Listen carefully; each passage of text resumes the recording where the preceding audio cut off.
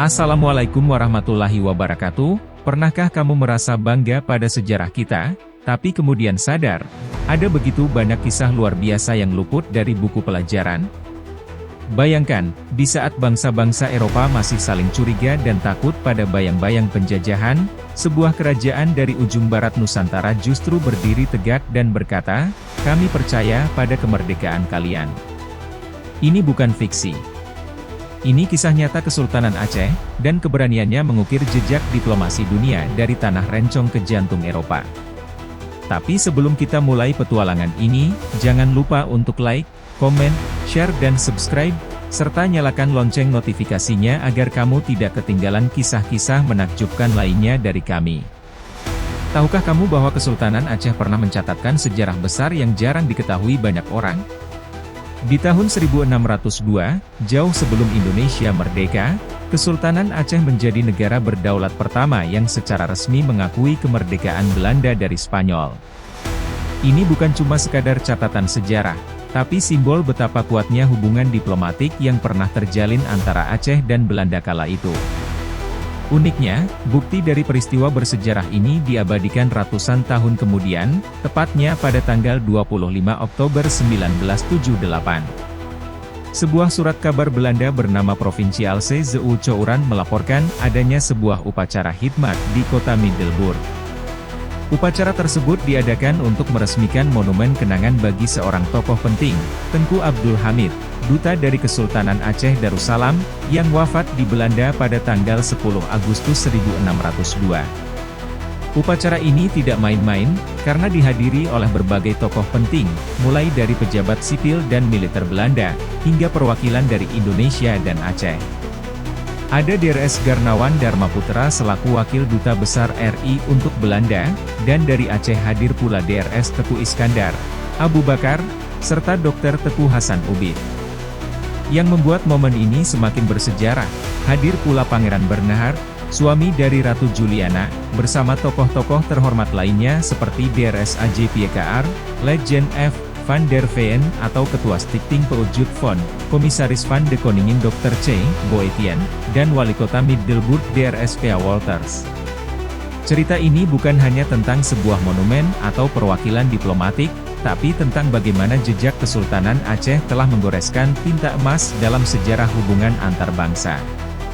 Sebuah kisah yang patut kita kenang dan banggakan. Ketika kita mendengar tentang monumen di Belanda, pikiran kita mungkin langsung melayang ke bangunan bersejarah khas Eropa. Tapi tahukah kamu, ada sebuah monumen di Middelburg, Belanda, yang menjadi bukti nyata betapa pentingnya peran bangsa Indonesia, khususnya Kesultanan Aceh, dalam sejarah dunia. Monumen ini bukan sekadar batu bertulis nama.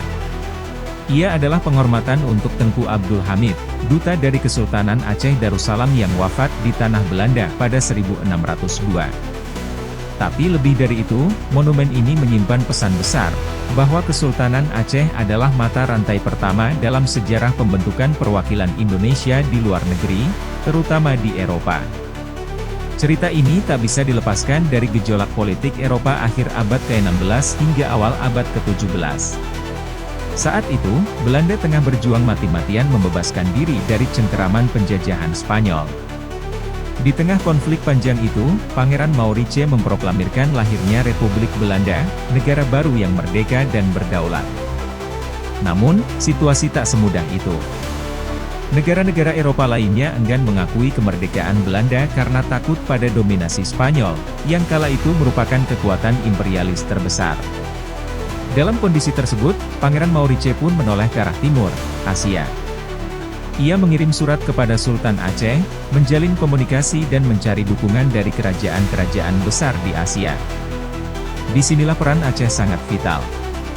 Tidak hanya menyambut baik permintaan tersebut, Kesultanan Aceh bahkan menjadi negara berdaulat pertama yang mengakui kemerdekaan Republik Belanda dari Spanyol.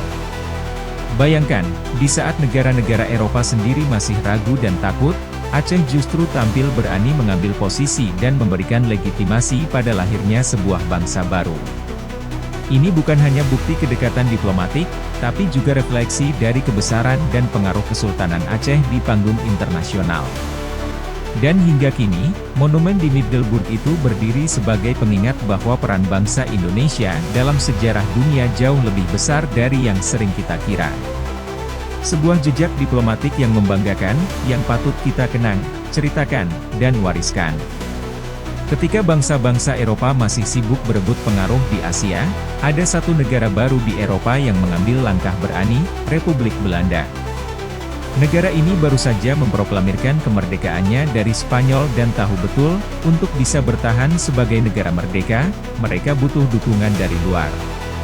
Tapi bukan dari negara Eropa lainnya, yang saat itu takut terhadap kekuasaan Spanyol, melainkan dari timur jauh, Asia. Pilihan mereka jatuh pada Kesultanan Aceh Darussalam. Ya, Aceh. Sebuah kerajaan yang sudah dikenal luas sebagai salah satu kekuatan maritim dan ekonomi terbesar di Asia Tenggara saat itu. Maka, demi membuka hubungan diplomatik dan menjalin persahabatan, Pangeran Maurice, pemimpin Republik Belanda, mengirimkan sebuah delegasi penting ke Aceh. Delegasi ini dipimpin oleh dua tokoh utama, Komisaris Negara Gerard de Rooy dan Laksamana Laurens Bickar. Mereka berlayar dengan 4 kapal besar, Zeelandia, Middelburg, Langhebrake, dan De Sonne. Perjalanan mereka dimulai pada 29 Januari 1601, dan setelah lebih dari 7 bulan mengarungi samudra, mereka tiba di Aceh pada 23 Agustus 1601. Yang mereka bawa bukan sekadar barang dagangan atau misi dagang biasa, tapi juga sepucuk surat penting dari Pangeran Maurice. Dalam surat itu, Pangeran Maurice mengungkapkan niat baik Republik Belanda untuk menjalin hubungan persahabatan dan kerjasama dengan Kesultanan Aceh Darussalam. Berikut inti dari isi surat tersebut. Pada tahun 1598, 2 kapal dagang dari negeri kami telah berlayar ke Hindia Timur. Kami mendapat kabar bahwa saat tiba di kerajaan yang mulia, mereka disambut dengan penuh kebaikan dan pelayanan yang luar biasa. Kami sangat menghargai betapa ramahnya sambutan yang diberikan, dan betapa jujurnya hubungan dagang yang terjalin sesuai dengan peraturan yang berlaku di negeri yang mulia. Surat ini menunjukkan betapa tingginya penghargaan Belanda terhadap Kesultanan Aceh, dan betapa pentingnya peran Aceh dalam jaringan diplomatik dan perdagangan global pada masa itu. Kisah ini menegaskan bahwa Aceh bukan hanya bagian dari sejarah Indonesia, tapi juga bagian penting dari sejarah dunia. Dan hubungan diplomatik inilah yang menjadi fondasi awal bagi interaksi Indonesia dengan Eropa, bahkan sebelum konsep Indonesia itu sendiri lahir. Namun, hubungan yang sedang hangat-hangatnya terjalin antara Republik Belanda dan Kesultanan Aceh rupanya tak berjalan mulus begitu saja. Seperti yang kerap terjadi dalam sejarah, selalu ada pihak ketiga yang merasa terganggu dengan kedekatan dua kekuatan besar ini. Adalah orang-orang Portugis, yang saat itu berada di bawah kekuasaan kerajaan Spanyol, musuh utama Belanda, yang merasa cemas. Mereka tahu, jika hubungan Aceh dan Belanda semakin kuat, maka pengaruh Portugis di wilayah Asia Tenggara akan melemah. Maka mulailah mereka menyebarkan kabar bohong kepada Sultan Aceh.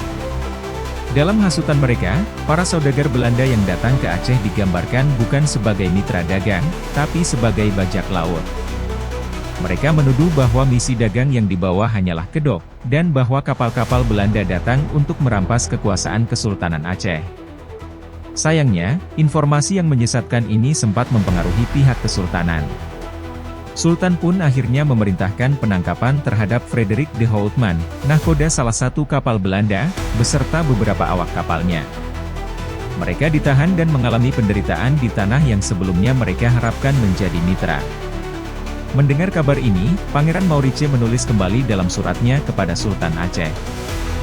Dengan penuh hormat, ia tidak hanya menjelaskan bahwa tuduhan Portugis itu dusta belaka, tapi juga menyampaikan permohonan yang menyentuh hati. Dengan penuh harap akan kemurahan hati dan belas kasih yang mulia terhadap para tahanan tersebut, kami memohon agar mereka diberi perlakuan yang layak, sebagaimana halnya dengan tamu-tamu lain yang datang secara damai ke kerajaan yang mulia. Dan jika berkenan, kiranya Yang Mulia berkenan membebaskan mereka agar mereka bisa kembali ke tanah air dengan selamat. Permohonan ini bukan hanya soal pembebasan tahanan, tapi juga merupakan momen penting dalam diplomasi kemanusiaan. Sebuah pengakuan bahwa di balik kerasnya politik global, masih ada ruang untuk belas kasih, keadilan, dan kehormatan antar bangsa. Dalam lanjutan suratnya yang panjang dan penuh hormat kepada Sultan Aceh, Pangeran Maurits membuka lebih dalam kondisi sulit yang tengah dihadapi oleh bangsanya. Ia menceritakan bahwa Portugis, yang saat itu menjadi bagian dari kerajaan Spanyol, bukan hanya menyebarkan fitnah, tapi juga telah secara langsung melancarkan peperangan terhadap Kesultanan Aceh atas perintah Raja Spanyol. Tujuan mereka sangat jelas, merebut tanah Aceh, menaklukkan rakyatnya, dan menjadikan mereka budak, sebuah pola yang, menurut Pangeran Maurits, telah dilakukan oleh penjajah Spanyol selama lebih dari 3 dekade di tanah Belanda. Namun, dalam surat itu pula ia menegaskan dengan lantang bahwa rakyat Belanda tidak tinggal diam. Kami telah mengangkat senjata melawan penjajahan itu, tulis Maurits, dan kami tidak akan berhenti sampai kemerdekaan benar-benar kami raih. Dengan semangat itu, ia memohon kepada Sultan Aceh agar tidak mempercayai ucapan para Portugis yang penuh tipu daya, serta meminta agar Kesultanan tidak lagi mencurigai niat kedatangan rakyat Belanda ke Aceh. Sebagai bukti itikat baik dan keinginan kuat untuk menjalin hubungan yang setara dan saling menghormati, Pangeran Maurits mengirimkan delegasi khusus. Delegasi ini terdiri dari orang-orang terpilih, 4 nahkoda, Cornelis Bastia Anse, Jan Toneman, Matis Antonise, dan Cornelis Adria Anse, serta 4 komisaris yang memiliki kuasa penuh, yakni Gerald Ray, Lawrence Bicker, Jan Jacobs, dan Nicolas van der Lee. Mereka berlayar dengan 4 kapal besar, membawa amanat dan surat persahabatan dari kepala negara mereka. Tujuan utama mereka bukan hanya membuka jalur dagang, tetapi juga mengadakan perundingan langsung dengan Sultan Aceh. Dalam pertemuan tersebut, mereka siap mendengarkan dan menawarkan bantuan apapun yang dibutuhkan oleh Kesultanan Aceh dalam menghadapi ancaman musuh, khususnya dari Portugis dan sekutunya. Surat ini adalah lebih dari sekadar dokumen diplomatik. Ia adalah bukti nyata dari sebuah relasi yang dibangun atas dasar kepercayaan, kesamaan perjuangan, dan harapan akan dunia yang lebih adil, tanpa penindasan. Dan disinilah, Aceh dan Belanda berdiri berdampingan, dua bangsa dari belahan dunia yang berbeda, tapi dipersatukan oleh semangat melawan penjajahan. Dan seperti dalam tradisi diplomasi pada masa itu, Pangeran Maurits tak hanya mengirim surat dan utusan. Ia juga melengkapi misinya dengan bingkisan-bingkisan khas sebagai bentuk penghormatan dan ketulusan. Dalam suratnya, ia menulis dengan penuh harap bahwa hadiah-hadiah itu akan diterima dengan hangat oleh Yang Mulia Sultan Aceh, sebagai simbol dari keinginan tulus untuk membangun persahabatan abadi antara dua kerajaan.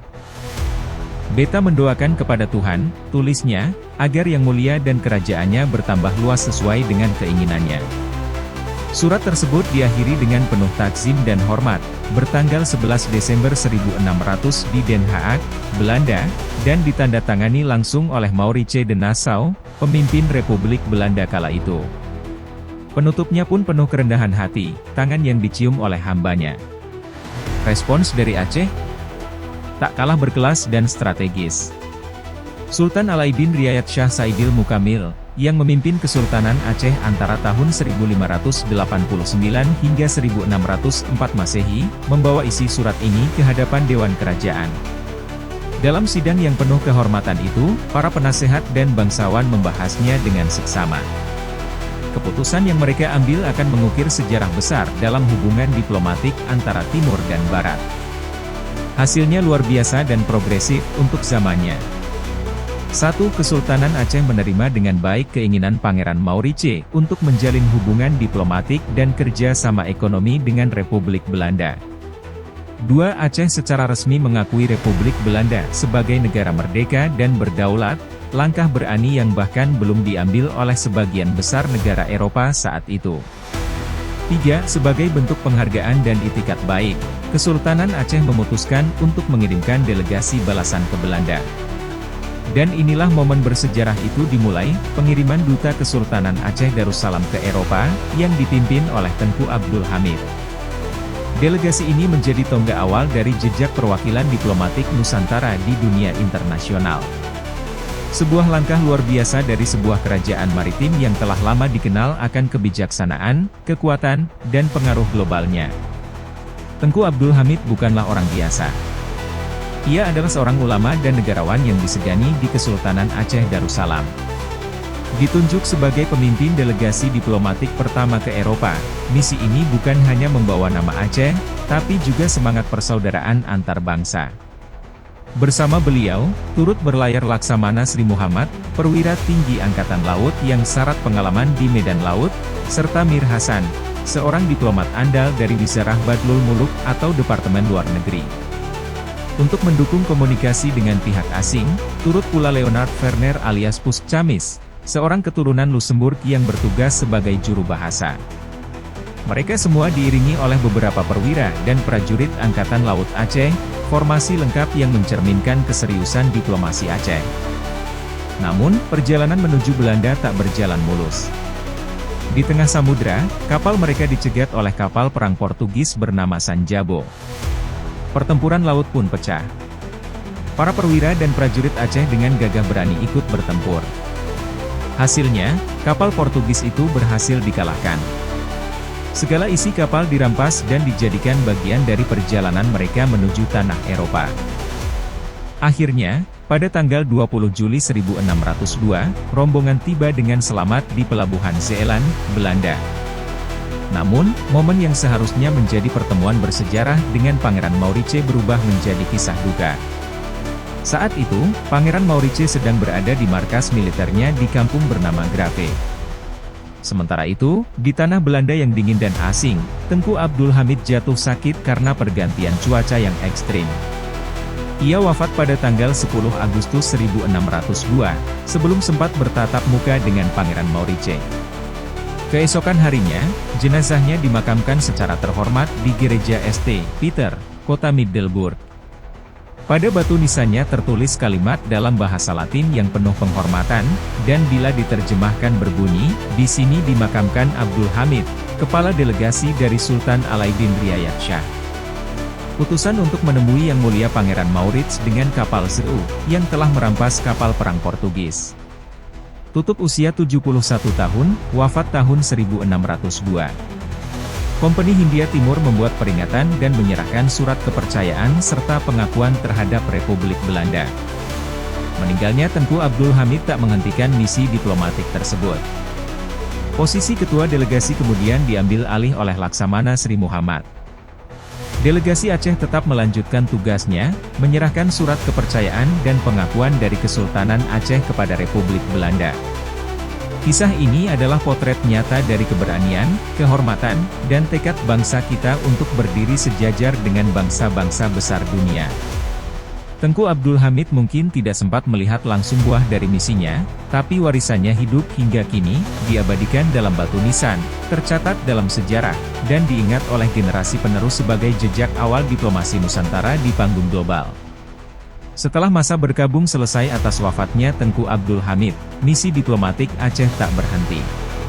Pada tanggal 1 September 1602, di tengah angin musim gugur yang mulai berhembus di tanah Eropa, delegasi Aceh yang kini dipimpin oleh Laksamana Sri Muhammad akhirnya diterima secara resmi oleh Pangeran Maurice di markas militernya.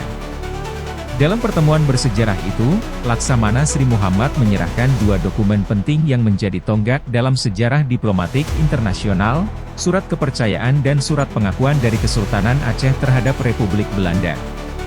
Tak hanya itu, berbagai bingkisan yang dibawa dari tanah Aceh sebagai tanda persahabatan juga diserahkan dengan penuh hormat kepada Pangeran Maurice. Semuanya dilakukan dalam suasana yang khidmat dan penuh makna. Upacara penerimaan delegasi Aceh digelar dengan semarak. Rakyat dan pejabat Belanda menyambut dengan antusias. Dalam momen bersejarah tersebut, Aceh bukan hanya datang sebagai mitra dagang, tetapi sebagai negara sahabat yang sejajar dan terhormat. Setelah pembicaraan resmi selesai, Pangeran Maurice bahkan mengajak para utusan Aceh untuk melihat langsung hasil perjuangan Belanda dalam melawan Spanyol. Delegasi Aceh diajak meninjau kota-kota, kampung-kampung, dan medan pertempuran yang menjadi saksi perjuangan bangsa Belanda menuju kemerdekaan.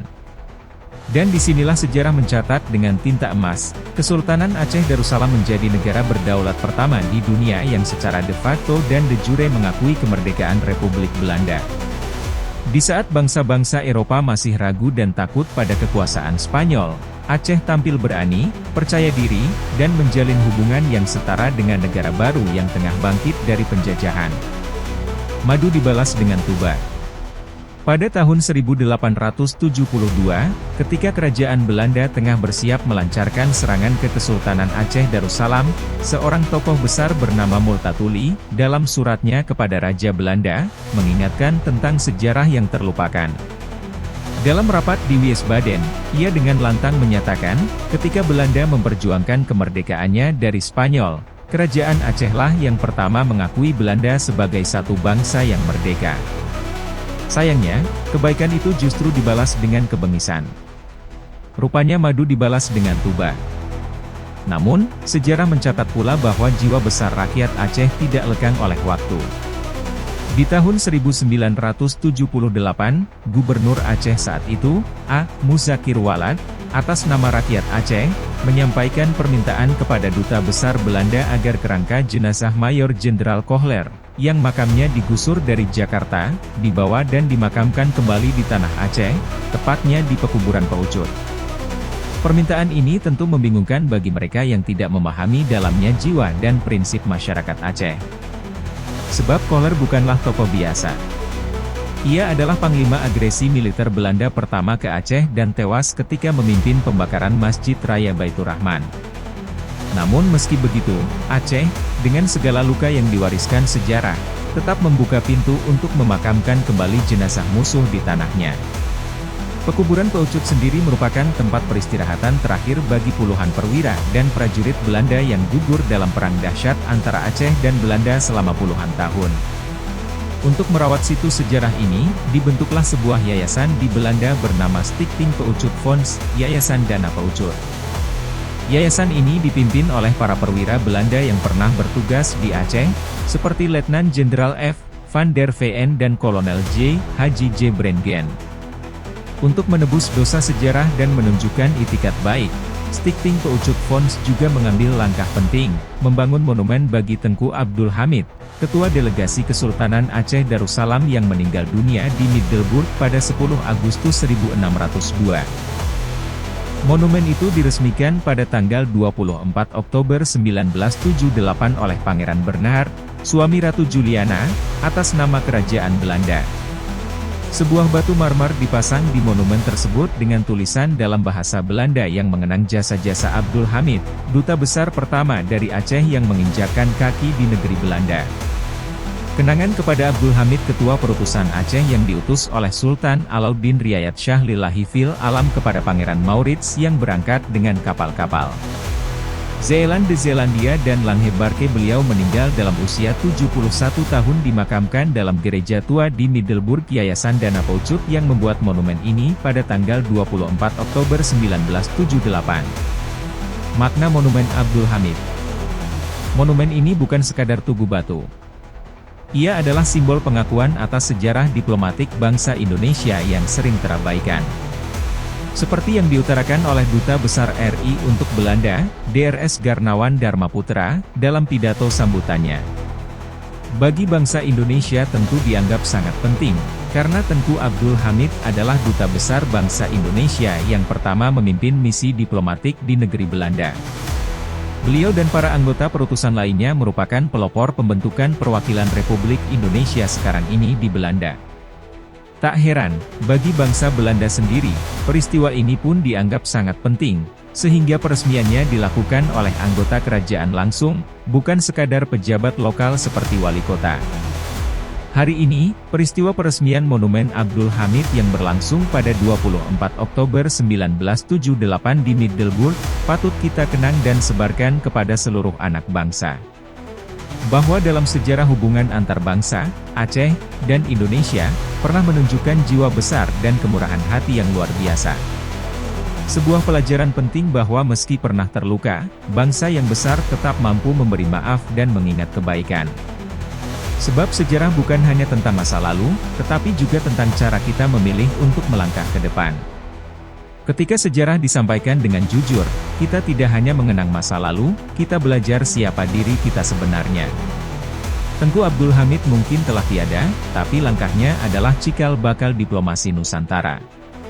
Dari pelabuhan Aceh ke aula militer Belanda, kisah ini menunjukkan bahwa bangsa kita punya martabat, visi, dan keberanian untuk berdiri sejajar di panggung dunia. Maka, mari terus hidupkan kisah ini, ceritakan kembali pada generasi selanjutnya, agar mereka tahu, kita bukan bangsa kecil yang hanya menerima sejarah, tapi juga bangsa besar yang ikut membentuknya. Terima kasih sudah menonton video ini. Jika Anda menikmati konten yang kami sajikan, jangan lupa untuk like, komen, dan subscribe, serta nyalakan lonceng notifikasinya agar kamu tidak ketinggalan video menarik lainnya dari kami.